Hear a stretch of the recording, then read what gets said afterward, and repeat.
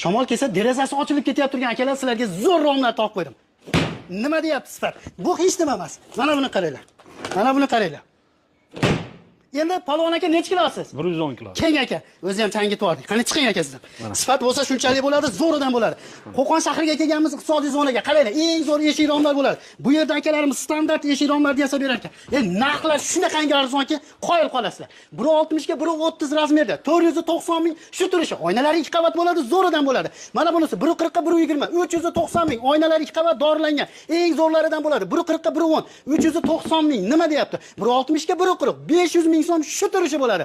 Mana bunisi 170 ga, 120, bunisi ham 390 ming so'm. Menga 7 ko'zlidan kerak, kattarog'idan kerak deganlarga qaranglar. 2 metrga 150, 2 metrga 160, 2 metrga 170 razmerdagilari atigi 850 ming so'm bo'lar ekan. 20 kamplik olganga vodiy bo'ylab dastavkasini ichida qilib berar ekan, qolgan joyga kelishiladi. Manzil Farg'onaning Qo'qonidan bo'lyapti, Oriental Spirit zavodni oldida.